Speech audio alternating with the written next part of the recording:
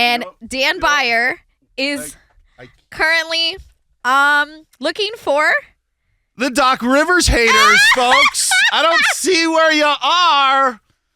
6 in a row. Where are you, JJ Redick? Where are all these Doc Rivers haters? That's what that They're was not about. here. Don't see them. Don't see them at all. Pretty quiet around the Doc Rivers front. Dan Beyer's an actor. I didn't know that. Look at that. Yes. That is method acting right there. Good job. Thank you very yes, much. he was actually looking for things, and I didn't know he was doing this bit, so I really was like, the great okay, thing he's about lost this, his mind. not only was it a creative bit of mine, I also did it about a week ago with Monty when the Bucks won 2 games, and she completely forgot about my Because you got more into it. Yes. Oscar-nominated performance of looking for the haters for Doc Rivers. Now with 6 in a row, can't find him. Can't find him at all. You just got more into it. You know, you did it. You became even more in tune with looking for it. I even went into the studio and said to Jason Stewart, who's here, Chris Perfett is here, Isaac Lowenkron is here.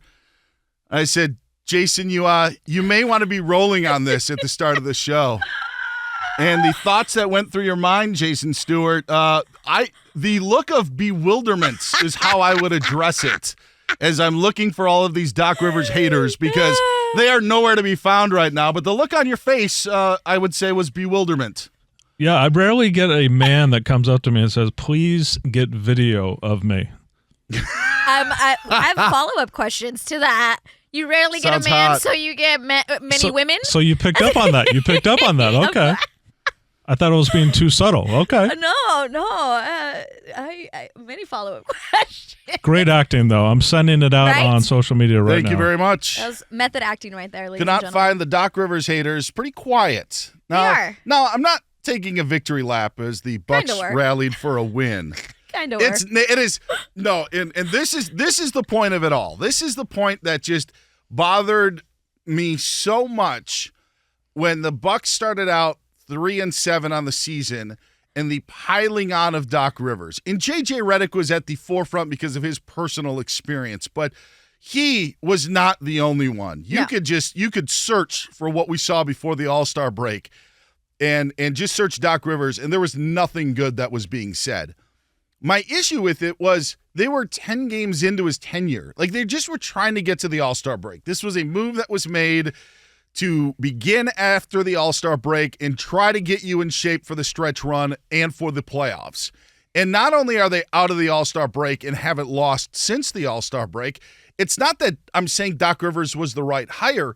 It just magnifies how ridiculous everybody sounded in trying to take a 10-game sample when he comes into an impossible situation and immediately want to pile on to the Doc Rivers hatred that has gone on for years and years. He was basically in a no-win situation, and to judge him on after 10 games was just complete piling on.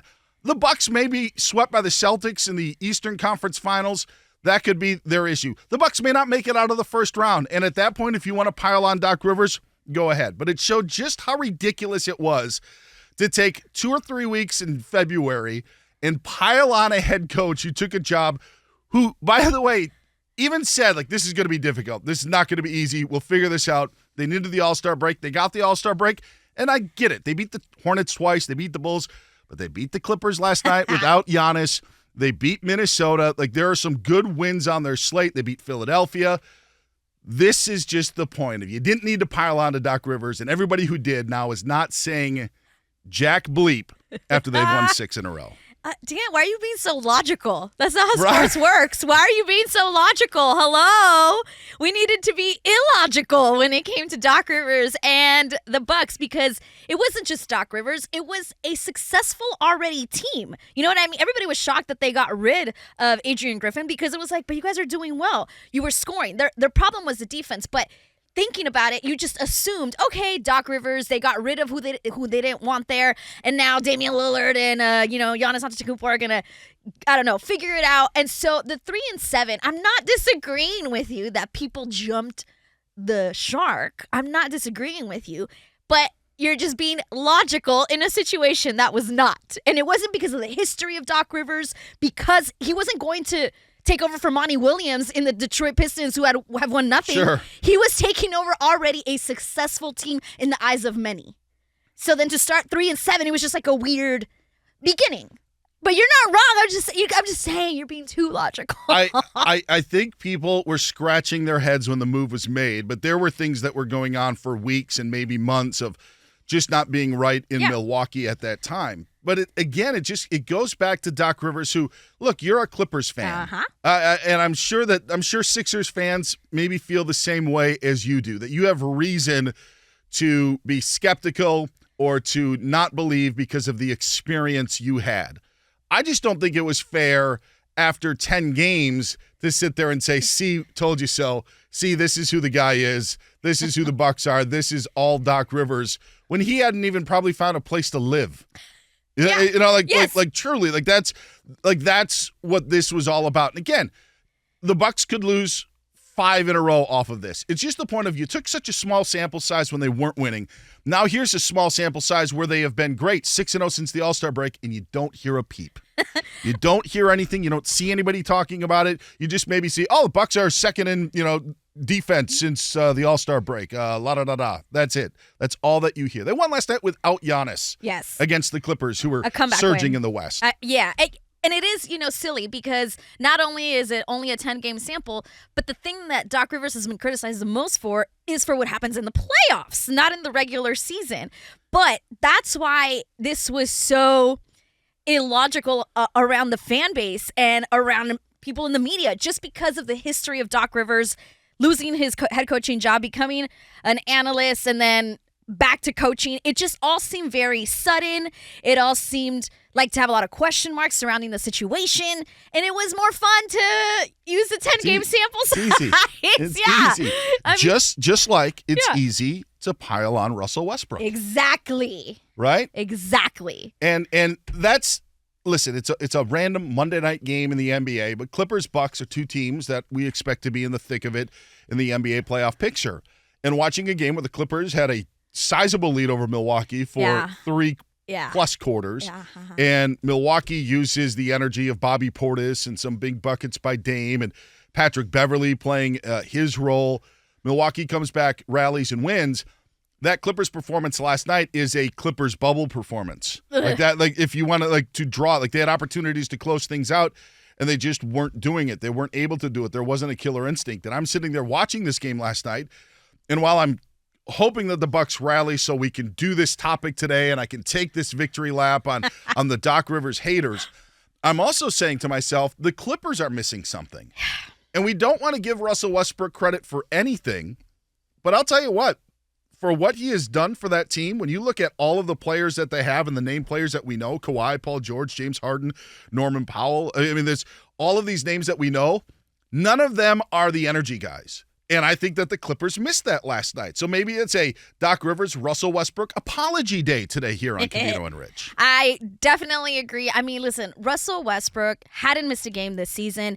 If there's one constant on your team, it is Russell Westbrook. Every single time, you know he is going to give it all. He doesn't have an off button. If he does, it's broken. And we 100% miss it, need it. Now, I will say, though, the Clippers are on a road trip. They did just beat the Timberwolves. I'm not saying it's a justified loss because we were up, but at the end, yes, it was like, who was going to be our enforcer? If it's not Westbrook, Sure. Who is our enforcer? When you have an enforcer, Patrick Beverly. Yes. Like, it just was not. And, they tried to make some changes at the end. The reality is, you should have always expected Damian Lillard to drop at least 40. So that I have no problem with. It was just not being able to figure it out at the end. You know what I mean? Yes. We knew Damian was going to go for it because Giannis was out. So that's not the surprise. It was just at the end. And if you're a Clippers fan and you go into the weekend and say, all right, you got 2 games in Minnesota, in Milwaukee, you're only going to win one of them. Which one do you want to win? It is an absolute 100%, million% no-brainer. You want to win the Minnesota game. Correct. But on the heels of, again, the Doc Rivers not getting his respect, and what Russell Westbrook could potentially bring to the Clippers to make him a difference maker, where it's not the box score of a triple-double and the 42 minutes and the 28 points and the 12 rebounds and the 11 assists. It's the 20 minutes and the 8 points and the 4 rebounds and the 3 assists. On the bench. Yeah. Up and down. Cheering. All of getting that. excited. All of that. Yes. It's not even just while he's on the court. He looks like on the side that he is your hype guy. And it's impossible to be your hype guy when you're not there and you have a broken hand and you're having surgery. Like, and honestly, it almost would have been better if the Clippers were losing the whole game. But the fact that they were up. Sure. It was like, I stopped watching it because I was like, maybe if I stop watching it, I'll figure it out, you know? And I think it's a tip of the cap to Patrick Beverly because it is what Milwaukee needed. Like, Bobby Portis was their kind of enforcer guy.